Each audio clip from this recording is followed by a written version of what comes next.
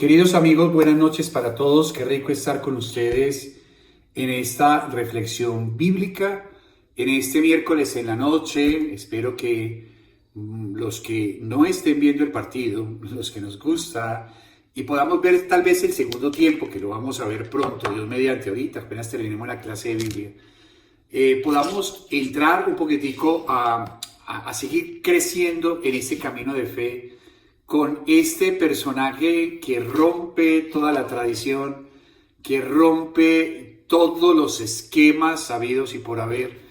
Bien le decía a Ananías por allá, cuando estaba en Damasco, cuando quedó ciego, Ananías le pide al Señor que le imponga las manos en ese momento a Saulo. Y Ananías le dice al Señor que había entendido que este hombre venía con cartas para acabar con la iglesia, y el Señor le dice que lo ha elegido como un vaso de elección. Y a veces cuando uno se pone a pensar qué significa que Dios lo haya elegido como un vaso de elección, es que Él eligió a Pablo como nos elige a todos nosotros. Pero hay una cosita que me interesa mucho, y para poder entender eso, tenemos que entender, antes de entrar al capítulo 21, desde Santa Teresita del Niño Jesús, que en el libro Historia de un alma dice que Dios a uno lo llena completamente de acuerdo a lo que uno le presente. Es decir, ella dice que si yo le presento una copita, Él me llena. Si yo le presento un vasito, Él me llena. Si yo le presento un balde, Él me llena. Si yo le presento una piscina, Él me llena. Si yo le presento todo, Él me llena todo. La única manera de que Dios a uno lo llene son las cosas que usted y yo somos capaces de aceptar. Y cuando yo acepto lo que yo soy y acepto que no soy capaz de cambiar, es ahí de lo que yo acepto en mi vida, lo que yo acepto en mí, se convierte en un vaso donde Dios derrama su misericordia. Eso lo dice Santa Teresita. Por eso la aceptación es tan importante en la vida de todos nosotros. Lo que yo acepto es lo que Dios redime. Lo que yo acepto es lo que Dios transforma. Lo que yo acepto es lo que Dios me regala. Es decir, a veces uno dice, pero yo ¿por qué estoy con Dios y me siento con soledad? O yo estoy con Dios y me siento de esta manera. Si yo estoy con Dios todavía estoy con depresión. Mire, se está hablando a nivel de la psiquiatría, a psiquiatría transpersonal, inclusive psiquiatría de la espiritualidad. Y no solamente la espiritualidad en una sola corriente como nosotros los católicos, sino en cualquier espiritualidad donde cualquier ser humano crea en Dios o en la divinidad, que es tan importante a nivel del pensamiento y de la salud mental, los seres humanos abrir su corazón a Dios en lo que creen. Pero cuando se detienen los psiquiatras en analizar en las diferentes espiritualidades el aporte que puede hacer en la salud mental de los hombres, de los seres humanos, los psiquiatras afirman tajantemente que uno de los momentos más sagrados y más bonitos y de más poder de sanación es la Santa Eucaristía. Por eso, cuando una persona va a la Eucaristía, así tenga depresión, así tenga ganas de no vivir, así tenga ansiedad o lo que sea, ir a la Eucaristía se convierte en ese momento de sanación en mi vida. El problema es que la mente hace desplazamientos. O sea, la mente dice, hoy me siento bien, ya me sané. El problema es cuando yo acepto lo que soy, acepto como soy, acepto lo que no he podido cambiar de mí, acepto lo que hay en mi corazón, acepto lo que me hace sentir triste, lo que me activa la ansiedad, lo que me activa la depresión, y yo eso lo presento a Dios. Eso se convierte en lo que yo me acepto, en el vaso que Dios va a llenar. Entre más acepto en mí, más me va a llenar Dios. Entre más yo necesite de Dios, Dios va a llenarme más, hasta que lleguemos tal vez, espero que eso sea el límite del amor, donde el amado está en mí y yo estoy en el amado. Es decir, ya toda me entregué, es decir, ya todo estoy engolfada de Dios, diría Santa Madre Teresa. Significa que ya Dios me ha llenado, ya no es solamente un vasito de elección, una copita de elección, ya no es solamente un baldecito de elección o una piscina de elección, sino que ya todo llegamos a entregarlo a Dios. Para que eso pase, cada día tenemos que aceptar que en mi vida no puedo estar sin Dios. Por eso los psiquiatras dicen, analizando en las diferentes manifestaciones religiosas y espirituales de la humanidad en este 2021, en esto que se está llamando ya post-pandemia, aunque no hemos salido de la pandemia, no hemos salido, y aunque en este momento estamos en el peor momento más crítico, sobre todo en Colombia, la esperanza de la vacunación y la esperanza de lograr lentamente la inmunidad del rebaño va logrando que los seres humanos, ustedes y yo, empecemos a hacer reflexiones post-pandémicas, es decir, lo que va a pasar apenas todo esto pase, porque esto va a pasar. Y todos, sin excepción, todos dicen que tenemos que estar pendientes de esto, de la salud de nuestra mente. Y la gran mayoría, sobre todo los psiquiatras creyentes, dicen que el ser humano necesita sí o sí una experiencia con Dios. En el caso de que analizan a nosotros la espiritualidad católica, la espiritualidad cristiana, la espiritualidad de la resurrección del Señor, para ellos el momento de la Eucaristía, el momento de la consagración, el momento del pan, el momento de la celebración, el momento donde Dios se regala al ser humano, es el momento más sanador y que se necesita para que sea la construcción del ser humano pospandémico, que es un ser humano que pasa de una conversión, de un cambio, a una persona que se entrega con más generosidad en algo que todos empezaron a hablar desde hace unos 2 meses atrás, y es que cada ser humano que empezamos a vivir una experiencia de post-pandemia, aparece en nuestra vida la palabra de agradecimiento. Agradecimiento porque estamos vivos, agradecimiento porque podemos seguir adelante, agradecimientos porque si alguna secuela ha dejado el COVID a los que le han dado, es posible más adelante poderla controlar. Pero sobre todo una cosa que Santa Teresita lo dice, ellos no dicen de Santa Teresita, pero a mí me encanta Santa Teresita, y es que Santa Teresita tiene una frase que ella acuña mucho que se llama el solo por hoy. Eso es lo que vamos a vivir en la post-pandemia. Y yo creo que cada día más uno va necesitando menos cosas, cada día más uno va necesitando menos cosas, cada día más va a buscando una sola cosa, y es que lo más importante en la vida siempre será el amor.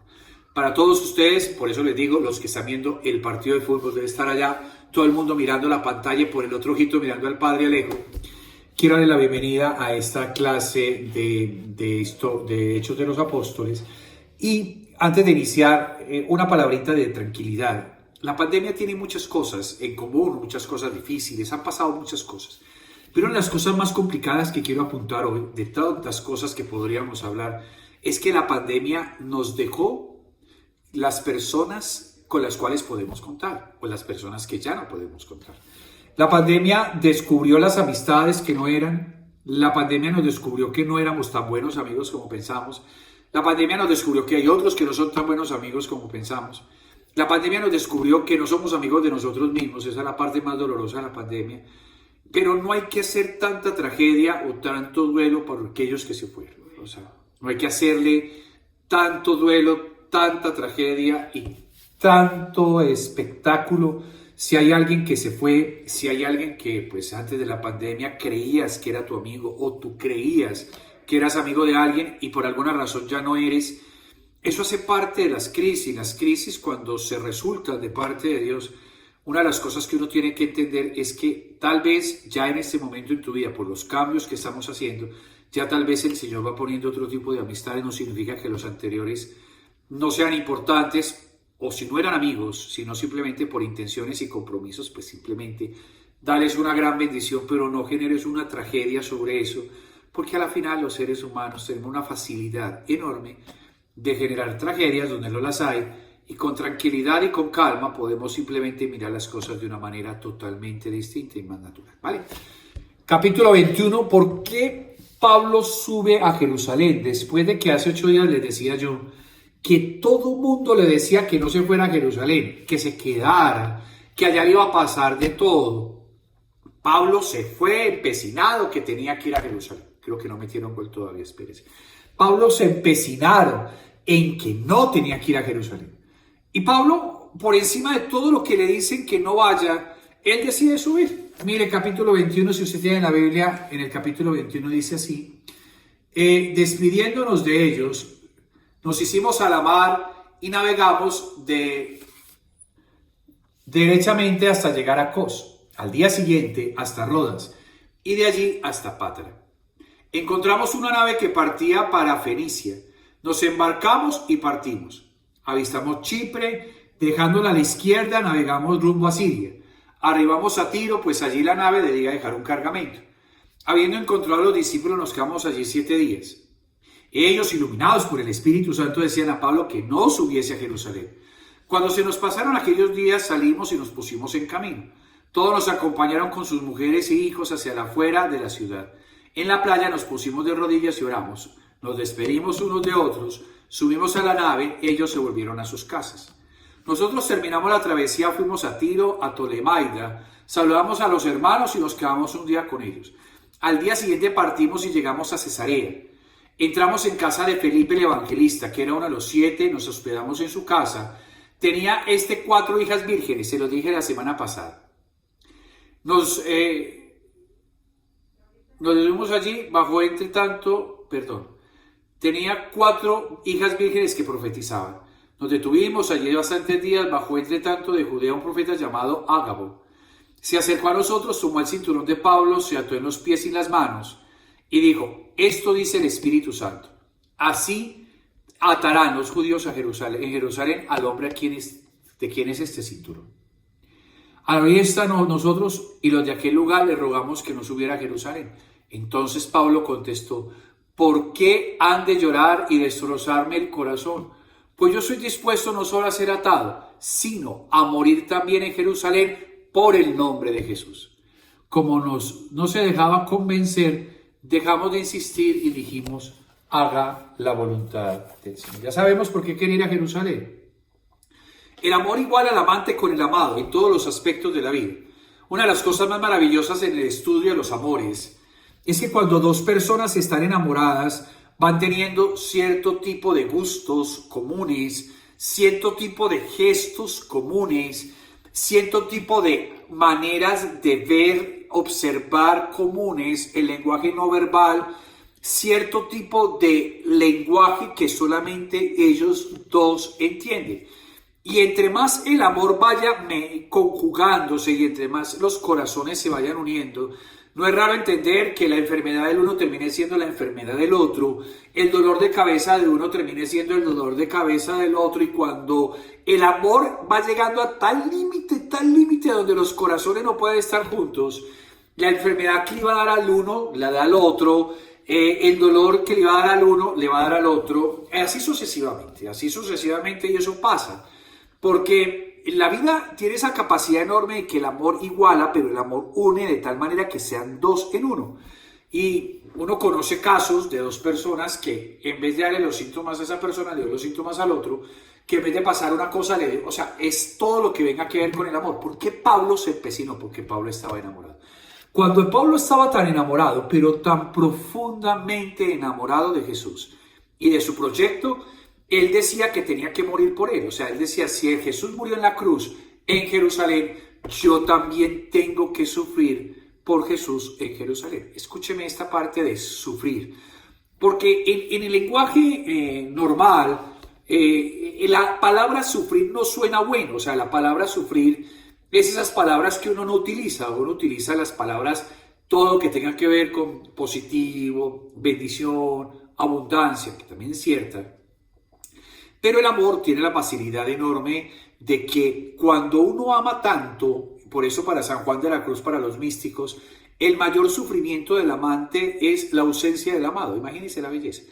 El mayor sufrimiento del que ama es la ausencia del que ama. Volviendo otra vez a clase primaria, coquito de enamoramiento, primer nivel. Cuando 2 parejas se aman, el amor no se demuestra cuando la persona está, sino cuando no está. O sea, cuando usted está enamorado o usted está enamorada de alguien y la persona que usted ama no está, la ausencia del amado le genera a usted dolor, sufrimiento aquí en el corazón. Pero si tú descansas porque esa persona se va y dice: uy, voy a tener unos días de vacaciones, por más que las expresiones suenen necesarias, en el fondo del corazón, esa persona ya no motiva realmente el corazón y ya no se necesita esa persona para poder sentir lo que se siente, la ausencia del amado. Los místicos lo dicen muy claro: ¿a dónde te escondiste, amado, y me dejaste con gemido? Como el siervo oíste habiéndome herido, salí tras sí clamando y era sido. Ahora uno va entendiendo en este lenguaje de los místicos por qué el sufrimiento del místico siempre es la ausencia del amor, como el sufrimiento de los amantes siempre será la soledad en el amor. O sea, el no sentir el amor o la ausencia del amor hace posible que uno sufra. Por eso San Juan de la Cruz dice, porque adolezco, peno y muero. Dice San Juan de la Cruz en Cántico Espiritual, dile que adolezco, peno y muero. O sea, la ausencia del amado. Cuando el amado se desaparece, cuando el amado no está, la búsqueda del amado hace posible que el sentimiento de frustración, de fracaso y de sufrimiento nazca como ese momento donde el amado no está. Por eso los amantes conocen muy bien cuando el amado desaparece o el amado se va por alguna razón a trabajar o no se siente al amado, lo que sea, la ausencia del amado genera frustración y sufrimiento. En palabras de San Juan de la Cruz, porque adolezco, peno y muero. Lo mismo le pasa a Pablo, o sea, él necesita volver a sentir a Jesús.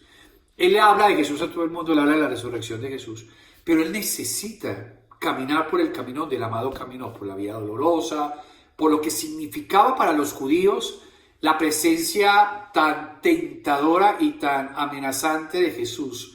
Porque lo que más le impresionaba a Jesús, la razón por la cual lo mataron, fue por una razón. Y eso lo dice inclusive en el momento en que hacen el juicio. Es porque para Jesús Dios es Padre y Dios se relaciona con él a través del amor, no a través de la norma. Y para el judío es al revés. Y de ahí se desprende sepulcros blanqueados, hablan muy bonitos, son cuenteros de Dios. Porque cuando uno no tiene a Dios en el corazón, mis queridos amigos, uno puede hablar muy bonito de Él. Mismo San Pablo dice en la carta a los Corintios, en el capítulo 13, si yo no tengo a Dios en mi corazón, es como un platillo que suena, como algo vibrante, como algo que suena, pero no es algo que convoque, no es algo que, como que el Espíritu Santo no está ahí. Cuando uno tiene a Dios en el corazón, eso se nota, no porque tenga una camándula más, sino por la manera de hablar, por la emoción con que se le pone, por la adrenalina que significa esto. Por eso, cuando él vaya a Jerusalén, él no se va como un masoquista para que lo mate, no. Él va porque él va a buscar las mismas huellas del amado. San Juan de la Cruz lo diría muy fácilmente, ¿a dónde te escondiste, amado? Y me dejaste con gemido. Como el siervo oíste habiéndome herido, salí tras y clamando y era sido. Pastores los que fuerdes allá por las majadas al otero. Si por ventura vierdes aquel que yo más quiero, decirle que adolezco, peno y muero. Es la necesidad de encontrarse con el amado. Sigue. Pablo llega a Jerusalén. Mire, estamos en el versículo 15. Transcurridos estos días y hechos los preparativos de viajar, subimos a Jerusalén. Venía con nosotros algunos discípulos de Cesarea que nos llevaron a casa de cierto Mnasón de Chipre, antiguo discípulo donde nos habíamos de hospedar. Llegados a Jerusalén, los hermanos nos recibieron con alegría. Al día siguiente Pablo con todos nosotros fue a la casa de Santiago. Se reunieron también todos los presbíteros.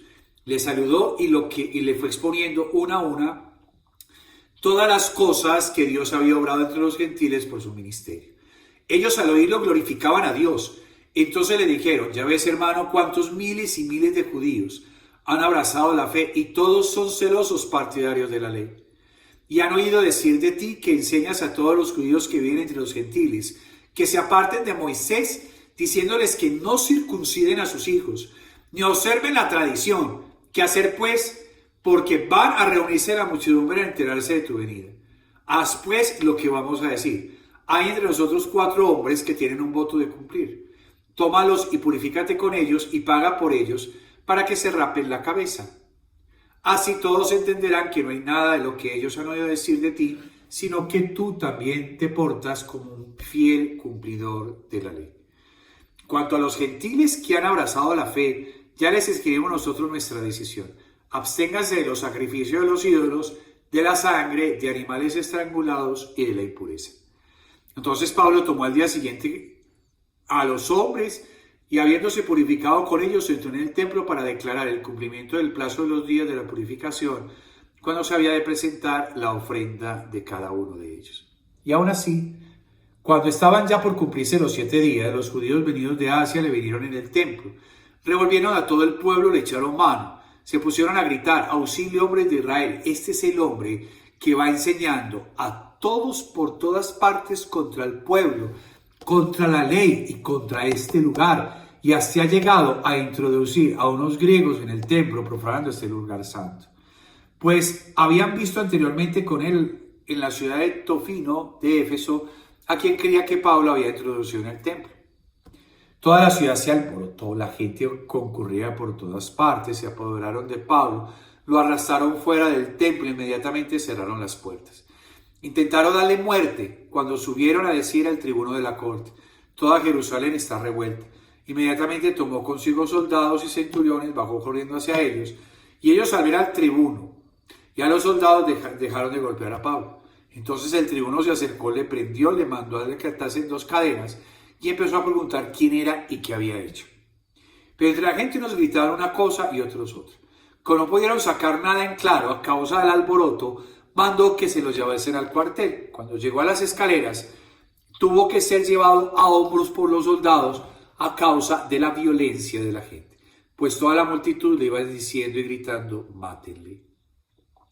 Cuando iba ya a meterse en el cuartel, Pablo dijo al tribuno: ¿me permite decirles una palabra?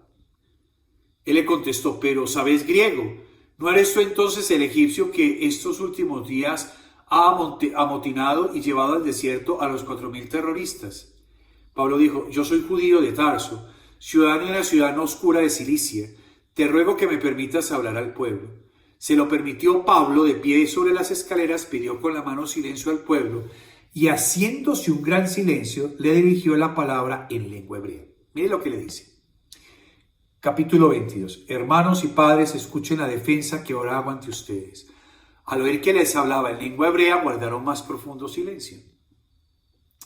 Les digo: yo soy judío, nacido en Tarso de Cilicia, pero educado en esta ciudad, instruido a los pies de Gamaliel en la exacta observancia de la ley de nuestros padres.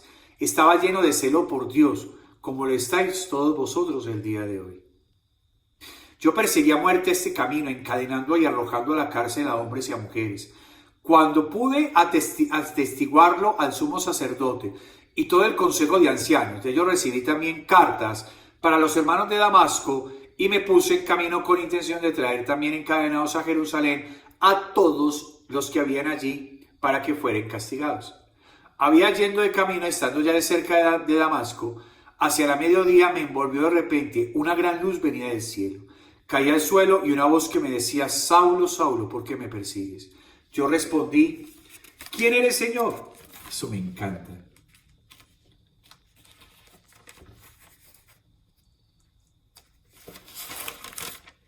Y él me dijo: yo soy Jesús el Nazareno, a quien tú persigues.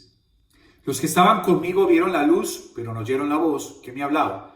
Yo dije: ¿qué debo hacer? El Señor me respondió: levántate y vete a Damasco. Allí se te dirá todo lo que haces, lo que está establecido que hagas.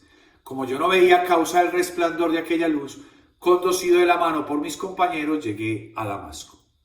Un tal Ananías, hombre piadoso según la ley, había acreditado por esto por todos los judíos que habitaban allí, vino a verme y, presentándose ante mí, me dijo: Saulo, hermano, recobra la vista. Y en aquel momento lo pude ver. Él me dijo: el Dios de nuestros padres te ha destinado para que conozcas su voluntad, veas al justo y escuche la voz de sus labios, pues le has de ser testigo ante todos los hombres de los que han visto y oído. Y ahora, ¿qué esperas? Levántate, recibe el bautismo, lava tus pecados invocando su nombre. Habiendo vuelto a Jerusalén y estando en oración en el templo, caí en éxtasis. Y le vi a él que me decía: date prisa, marcha inmediatamente a Jerusalén, pues no recibirá tu testimonio acerca de mí. Yo respondí: Señor, ellos saben que yo andaba por las sinagogas encarcelando y azotando a los que creían en ti. Y cuando se derramó la sangre de tu testigo Esteban, yo también me hallaba presente y estaba de acuerdo con que le mataban y guardaba sus vestidos. Y me dijo: marcha, porque yo te enviaré lejos a los gentiles. Estuvieron escuchando hasta estas palabras y entonces alzaron sus voces diciendo: quita a este de la tierra, no es justo que viva. Vociferaron, gritaban sus vestidos y arrojaban polvo al aire. Al tribuno mandó llevarlo dentro del cuartel y dijo que lo sometieran a los azotes para averiguar por qué motivo gritaban así contra él. Cuando le tenían estirado en las correas, dijo Pablo al centurión que estaba allí: ¿os es lícito azotar a un ciudadano romano sin haber sido juzgado? Al esto el centurión fue donde el tribuno y le dijo: ¿qué vas a hacer? Este hombre es ciudadano romano. Acudió el tribuno y le preguntó: dime, ¿eres ciudadano romano? Sí, respondió. Yo, dijo el tribuno, conseguí esta ciudadanía por una fuerte suma. Pues yo contesté: Pablo lo tengo por nacimiento. Al momento se retiraron los que habían de darle tormento. El tribuno temió al darle cuenta que había encadenado siendo ciudadano romano. Al día siguiente quisieron averiguar con certeza de qué le acusaban los judíos. Le sacó de la cárcel, mandó que se reunieran los sumos sacerdotes y todo el Sanedrín, hizo bajar a Pablo y lo puso ante ellos. Capítulo 25 lo dejamos la semana entrante. Qué locura, ¿verdad? Qué locura, Pablo, qué locura todo esto. Qué locura, o sea, el que ama siempre va a ser piedra de contradicción. El que ama siempre va a ser motivo de escándalo para los que creen que el amor se puede meter a través de la ley. Pablo lo iban a despedazar simplemente porque era un amante, porque va por encima de la ley, por encima de la norma, por encima de lo establecido. Pablo es un místico, que lo único que le interesa es que los seres humanos amen, que se encuentra con Dios cara a cara inclusive en lo más profundo de un pecado, que se encuentra con Dios cara a cara inclusive en lo más profundo de un corazón necesitado de Él. Estamos en el partido de fútbol, le agradezco por estos minuticos que me han escuchado. Dentro de 8 días, capítulo 26, ya lentamente nos vamos organizando para hacerlo presencial. Para las personas que me están viendo aquí en Medellín, después lo hacemos. Dios les bendiga, que Pablo nos ilumine en esta noche para decirle siempre sí al amor y nunca al odio, al egoísmo. Amén. Feliz noche para los que vamos a ver el partido, nos vemos más tardecito. Muchas gracias, bendiciones.